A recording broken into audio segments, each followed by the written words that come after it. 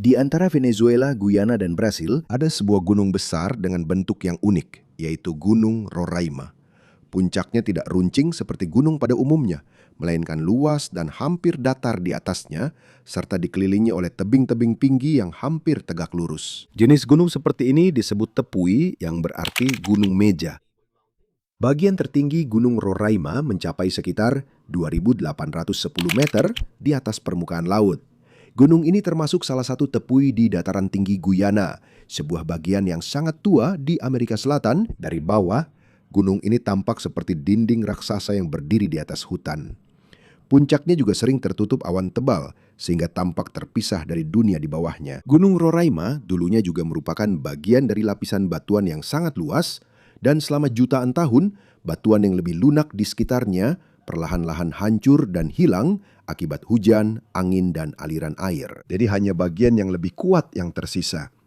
Karena tebingnya yang curam, puncaknya sulit dicapai. Bahkan pada abad ke-19, banyak penjelajah Eropa mendengar cerita tentang gunung-gunung datar yang sangat besar di dalam wilayah Guyana. Salah satunya adalah Sir Walter Raleigh, seorang penjelajah Inggris yang pergi ke Amerika Selatan pada tahun 1595 saat mencari kerajaan kaya legendaris El Dorado. Sir Walter Raleigh tidak pernah sampai ke Gunung Roraima. Namun saat dia melakukan perjalanan di wilayah tersebut, dia mendengar cerita tentang sebuah gunung yang sangat tinggi dengan air terjun yang jatuh dari puncaknya.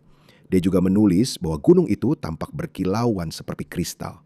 Namun tidak pasti apakah gunung yang dia gambarkan itu benar-benar Gunung Roraima. Jadi kita tidak bisa mengatakan bahwa dia adalah orang Eropa pertama yang melihat atau mempelajari Gunung Roraima. Namun demikian, suku asli Pomon sudah lama mengenal Roraima sebelum kedatangan orang Eropa.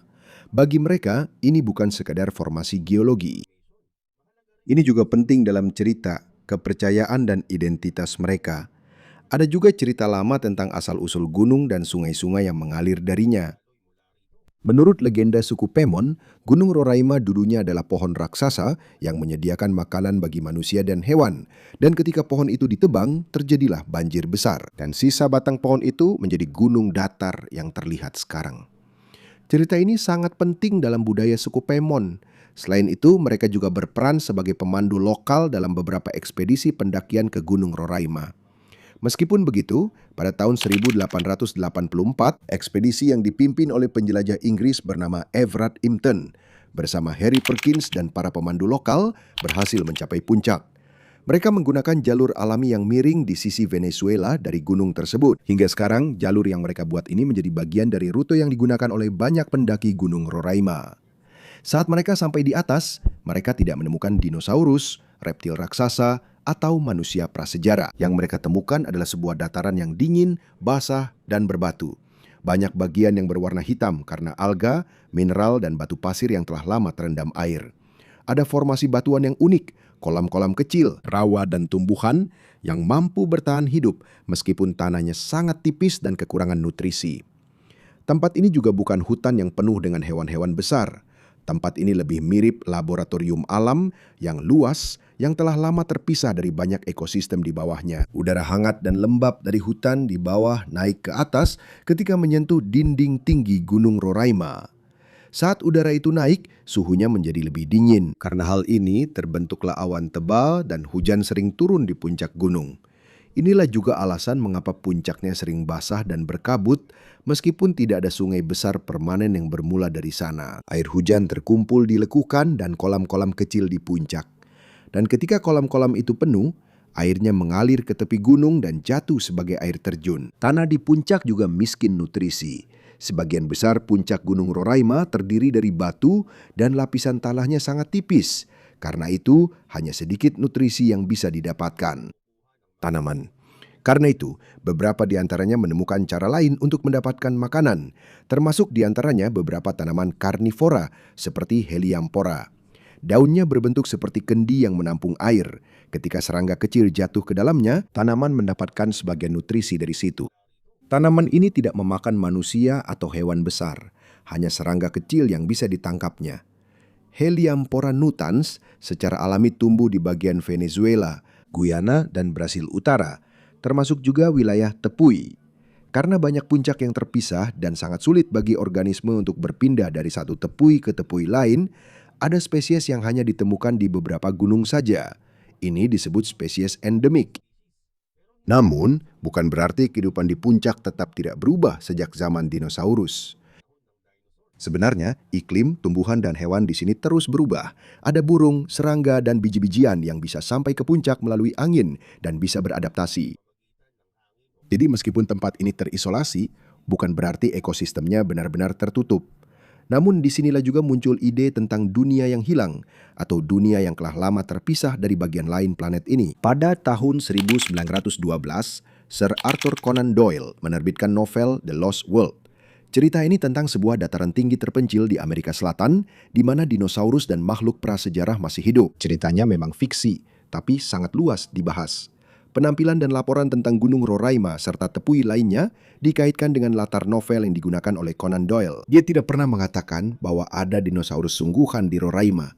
Dia hanya menggunakan tempat nyata sebagai inspirasi untuk sebuah cerita petualangan. Karena novel itu menjadi terkenal, banyak orang mulai berpikir bahwa mungkin ada hewan prasejarah yang tersembunyi di puncaknya. Namun tidak ada ekspedisi ilmiah yang menemukan dinosaurus, plesiosaurus, mamut, atau reptil terbang raksasa di Gunung Roraima.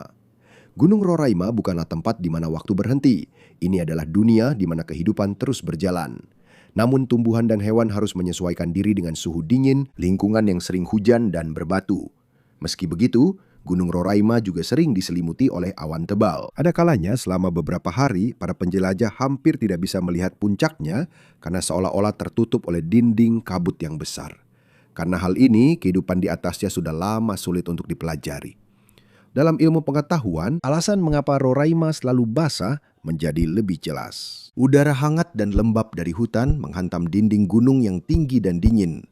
Namun, tidak benar jika dikatakan bahwa semua sungai terbesar di Amerika Selatan langsung berasal dari Gunung Roraima. Air dari Gunung Roraima mengalir ke beberapa sistem sungai di Guyana, Venezuela, dan Brasil.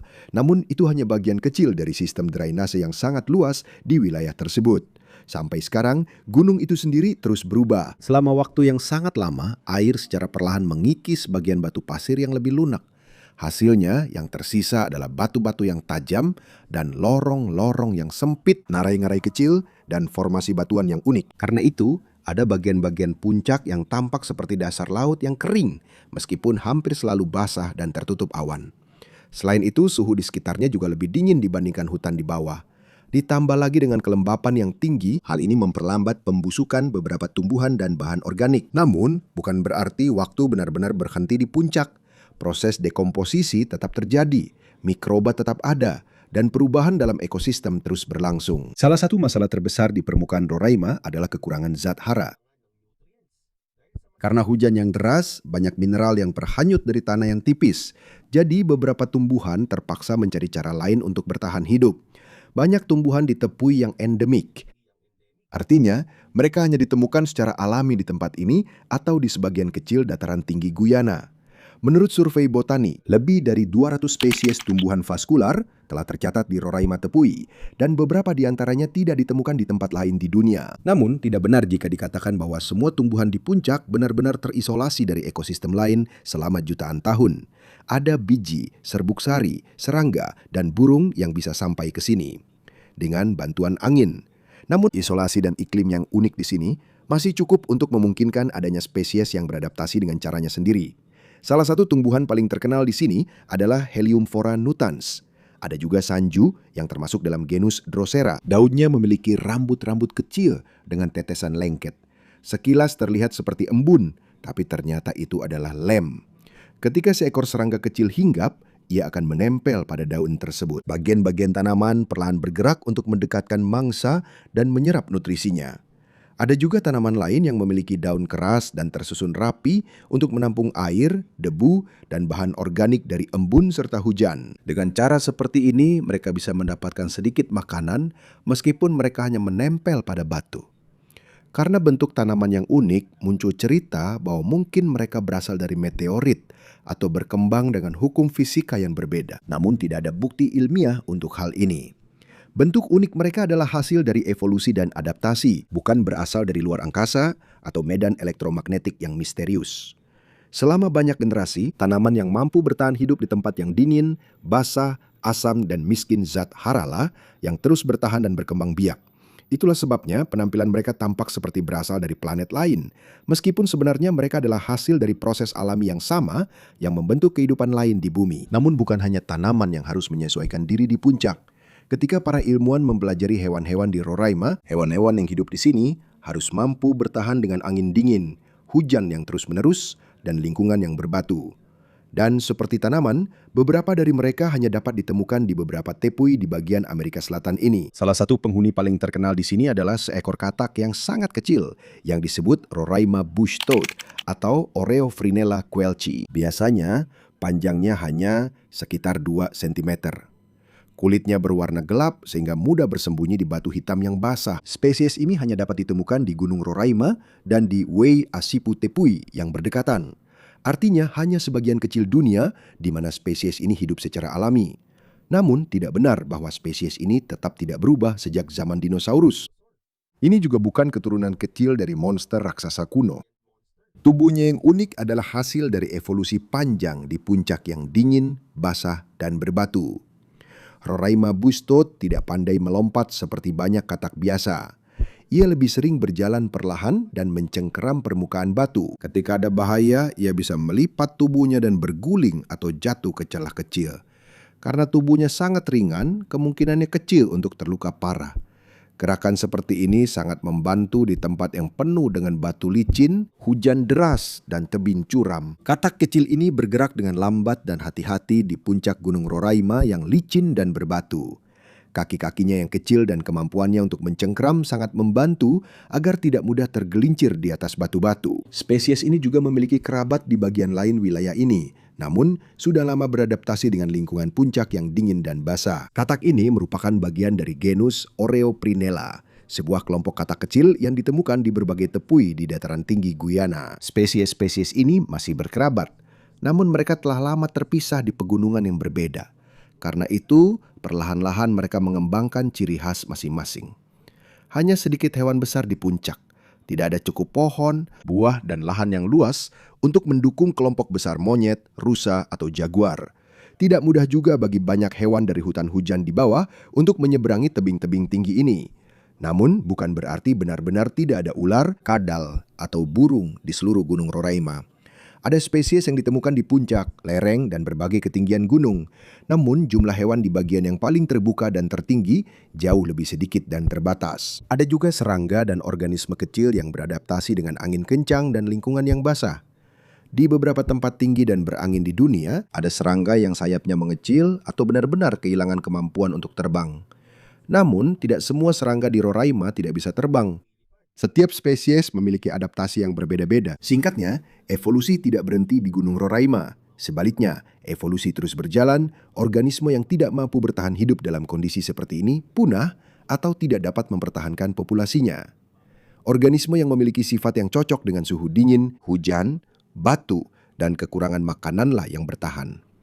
Namun saat para ilmuwan mempelajari tumbuhan dan hewan di atas, mereka menemukan dunia lain tepat di bawah puncak. Sudah lama diduga bahwa bagian dalam Gunung Roraima hampir seluruhnya terdiri dari batu pasir dan kuarsit yang padat. Biasanya, gua-gua besar terbentuk di batu kapur, yaitu jenis batuan yang lebih mudah larut oleh air. Sedangkan kuarsit sangat keras dan jauh lebih sulit larut. Namun, pada awal tahun 2000-an, para penjelajah gua mulai menelusuri lubang-lubang kecil di permukaan dataran tinggi. Di bawahnya, mereka menemukan jaringan terowongan dan ruang-ruang gua yang luas. Sistem gua ini dinamai Roraima Sur System. Salah satu bagiannya juga dikenal sebagai Cueva Ojos de Cristal, yang berarti gua es kristal. Nama ini berasal dari kristal kuarsa yang bulat dan berkilauan yang ditemukan di beberapa lubang dangkal di dalam gua.